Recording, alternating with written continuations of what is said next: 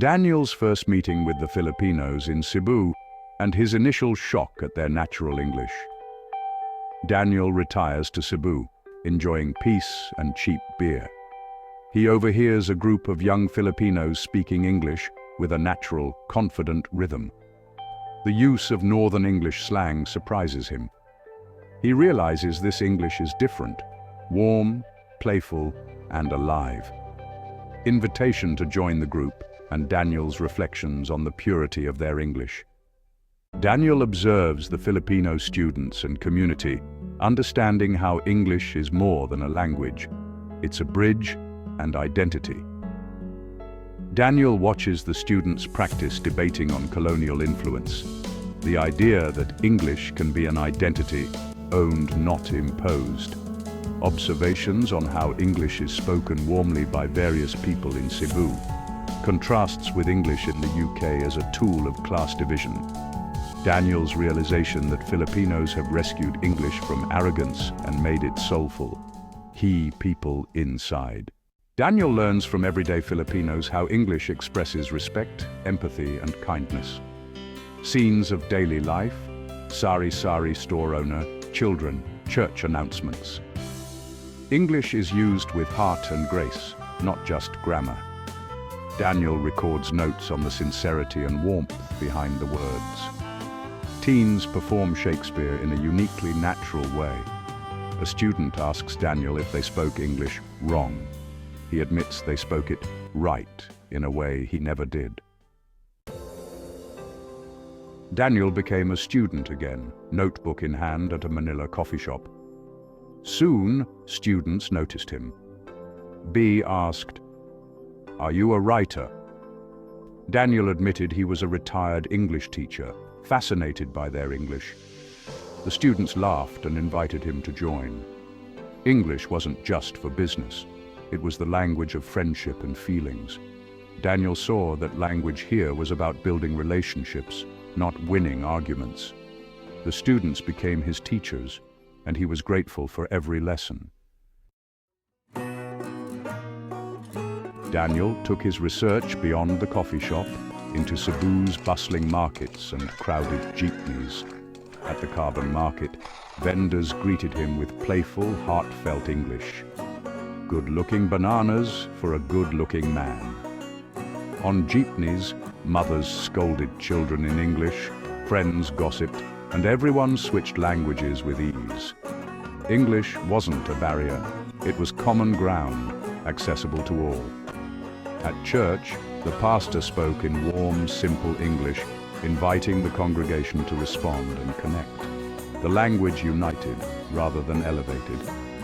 Daniel saw English used to compliment, help, joke, and comfort.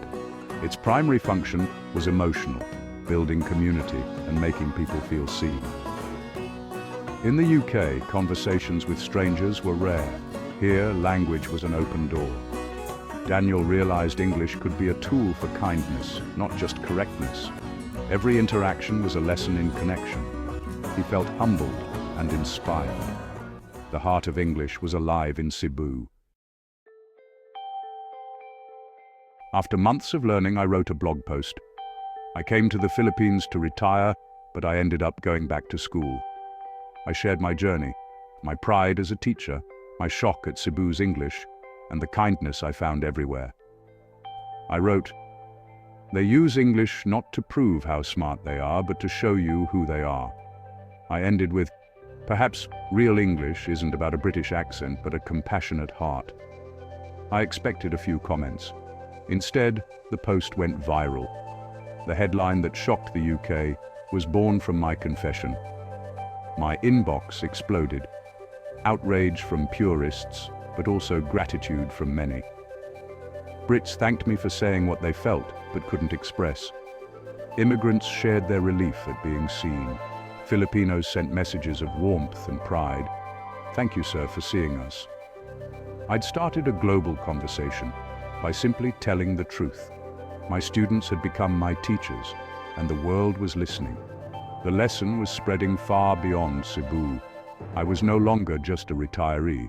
I was a messenger. The viral post changed everything. I was invited back to the UK to speak. Returning to Manchester felt strange. I had changed, and I wondered if home had too. My first talk at my old university was packed. I told my story of pride, humility, and the lessons from Cebu. I showed a photo of Bea and her friends. These were my teachers. I didn't criticize British English. I celebrated Filipino English. I argued that English now has many homes and many voices. We gave the world a language, I said, but the world gave it a soul. I challenged the audience.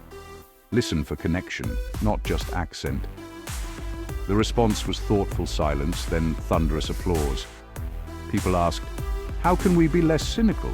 How can we connect more? I hadn't returned as a critic, but as a storyteller. The conversation I started online was now happening face to face. The kingdom was listening. One talk became a tour, Manchester to London, Birmingham to Bristol. I called it the Real English Tour, challenging people to see language as a bridge, not a barrier. In immigrant neighborhoods, my message was met with tears and gratitude. At private schools, I urged students to use language for connection, not just correctness. Even BBC executives listened as I spoke about representing diverse English in media. I explained, hard English is about power and debate. Soft English is about community and kindness. True fluency means being bilingual in both.